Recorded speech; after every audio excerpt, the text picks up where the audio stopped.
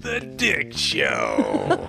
This is one of those years, too, where the Bears might actually show up. Justin Fields, I'm telling you, man. We got to pause for station identification. America! Fuck yeah! Oh, imagine the possibilities. I've been riding Caleb Williams' dick since he was in high school. This is a true story.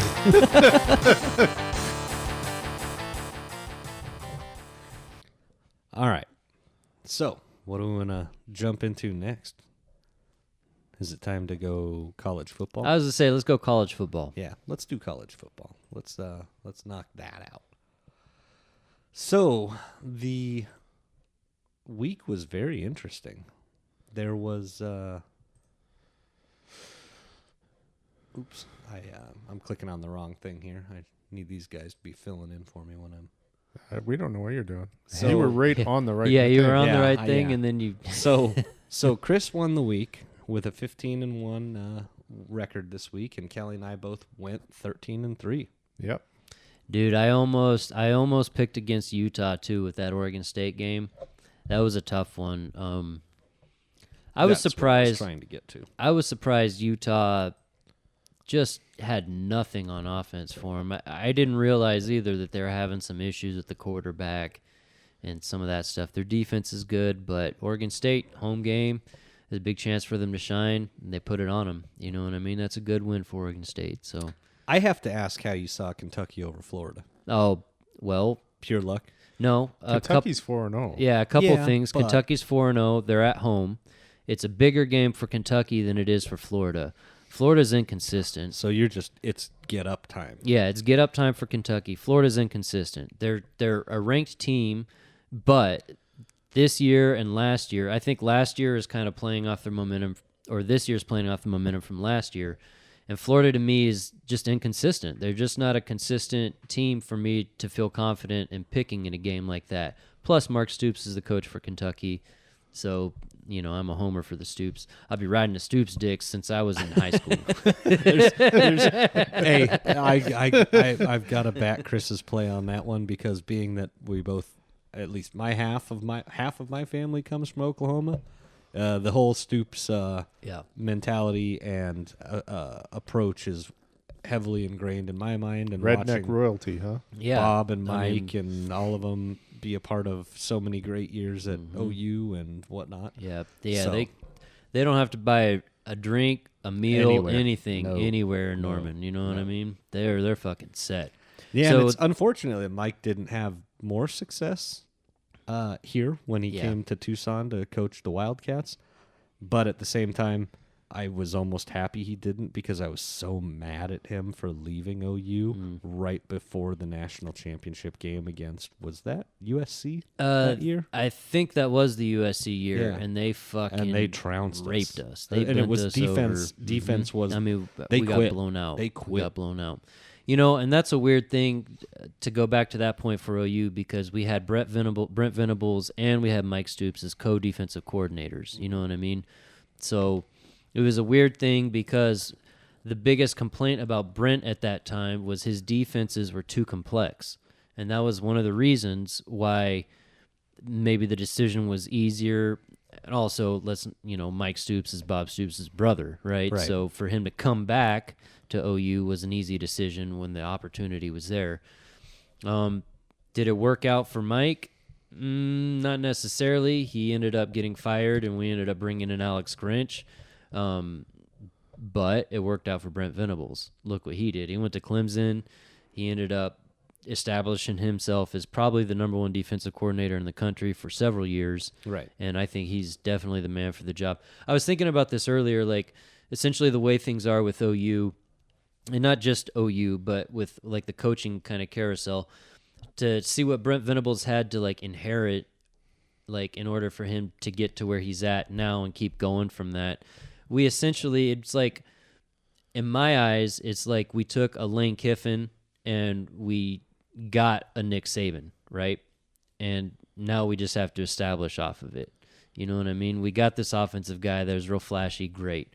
But I think we have the man now that's there that can lead us and spearhead us going into the SEC and really putting our mark, especially with fucking defense. And OU's the only team right now in the nation that's in the top 5 in defense and offense. So I just want to throw that out there. Okay. How about primetime against man. USC? Yeah. So that game, it started to look like it was going to be another repeat of the Oregon game. Yeah, it You almost got good.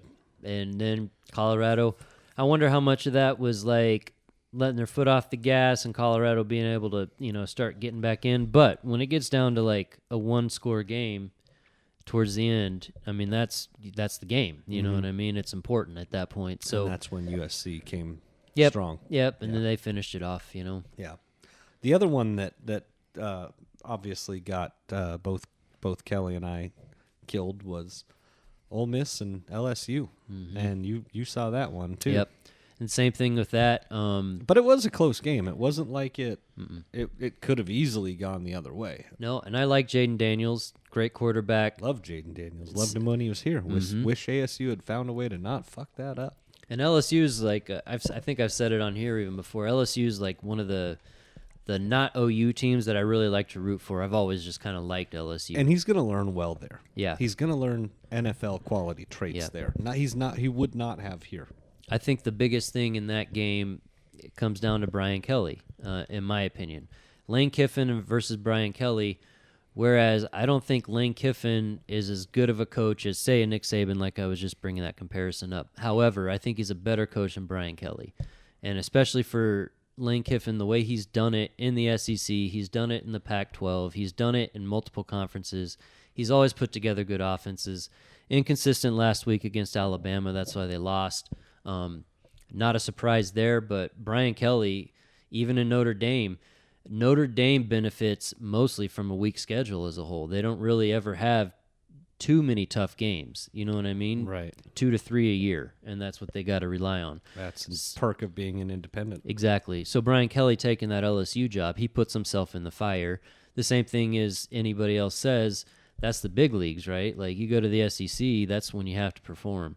I don't think Brian Kelly's necessarily the guy that can consistently out-recruit and out-coach the best guys in the SEC. And I'm not saying Lane Kiffin is one of the best guys, but he's in the upper half at least, if not, upper third of the coaches in the SEC. Yeah. So anyways, that was my reasoning for picking Ole Miss there too. So if we look at our standings from a part season standings because of the missed first week from Mr. Kelly, it's literally 74-8-0 for Chris, 73-9-0 for Kelly and I from week 2 to week 5. Hey, I just want to say this much. To come in through, we're 5 weeks in now. 5 weeks in, yeah. Through 5 weeks, for all of us to be under Within 10 one game. losses and within one game, that's not too fucking bad, guys. You know what I mean? It's those fluffer games that start the season. Yeah, though. I mean, but I hate them. there's a few of those games in there that come to mind. The Mizzou game, The one I had that got me a week, but I'm still yet one game behind when you look at it from that perspective. When you look at the full season standings, it's a different story.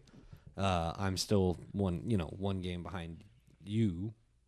Hey, man, all I know is BetMGM should be sponsoring us. We've been doing some fucking pretty good picking overall in the season. Yeah, no doubt about that. You know what I mean? So, but yeah, it's been You hear a me, good. BetMGM? Those are all like minus 6,000 bets, though. You hear me? Are you listening? So games this week. Texas, Oklahoma, Red River rivalry. It's time. Mm-hmm. I'm excited for that one. That's every year Chris and I both get excited because that's Oklahoma, baby. Texas State Fair.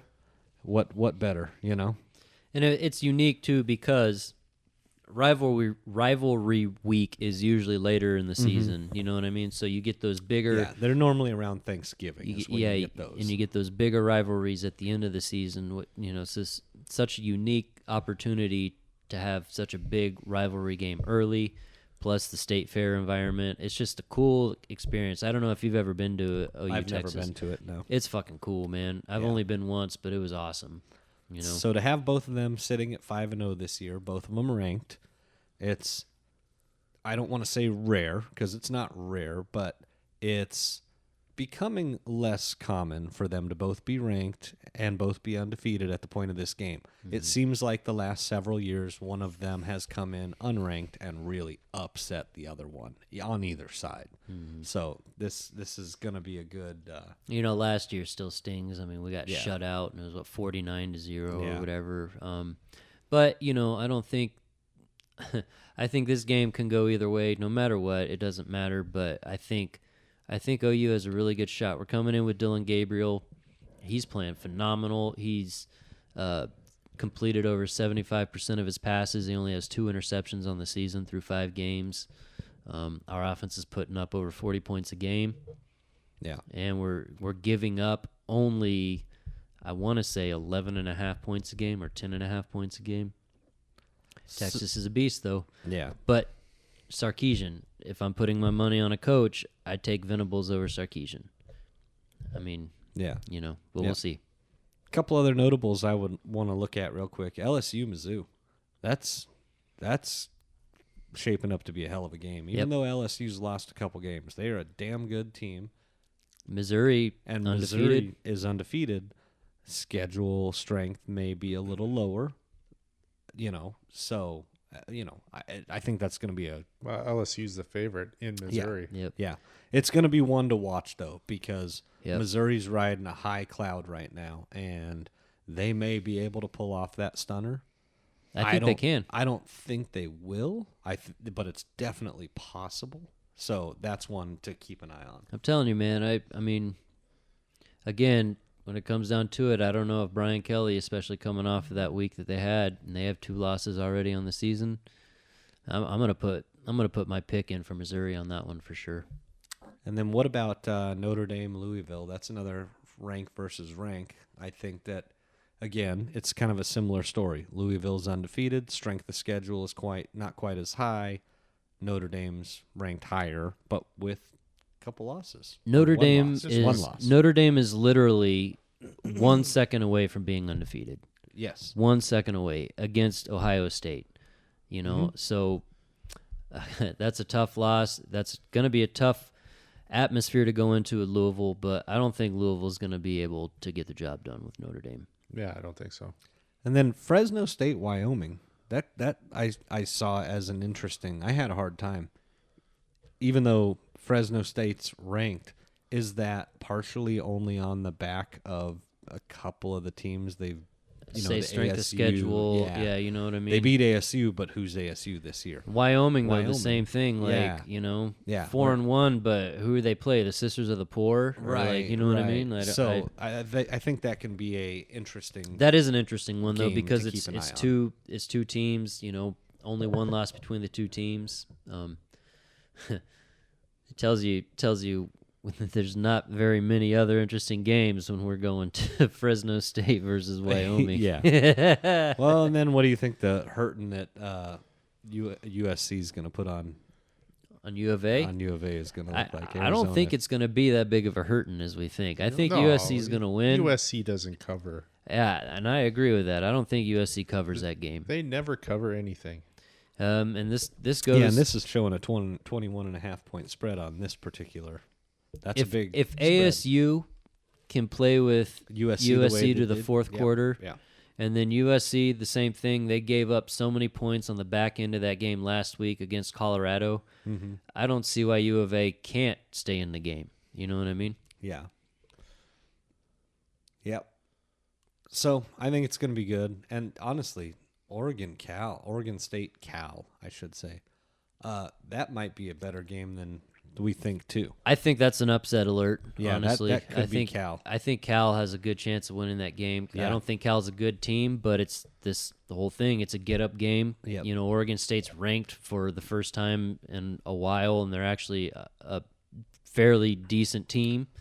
Where did both of these teams land in the new conference shakeup? That's an important question. Oregon to ask. State's on the outs right now. I don't think they didn't. They didn't end up ACC nope, yet. They didn't. I don't think they got picked up by. Did they get picked up by ACC? I thought they and Washington State both did get picked up by ACC, and if that's the case, that means because Cal went to the Big Ten, with Stanford, I believe. So if that's the case, that may mean that Were they the only two left? they were the only two left. Oh yeah, that's right. There were only Yeah. So if Cal's Big Ten and Oregon State went to the ACC, there's a possibility these two teams may not play each other again for a very, Which very makes long no time. sense. The Atlantic. No. It's the All Coast Conference. They'll take teams from any coast. Oh, okay.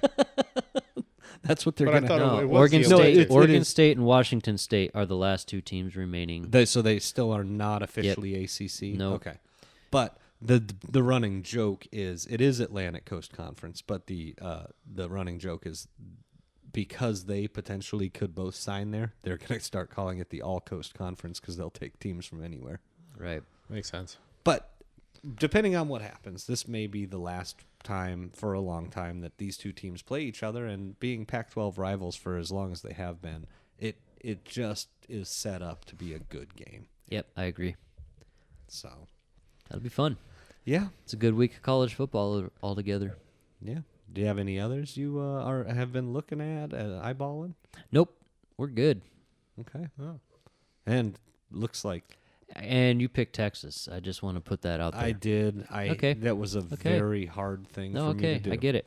You know what really grinds my gears? I feel like I might have struck a nerve there. No faith in your team. Mm-hmm. It's okay. Hey, Dustin, how was your day today?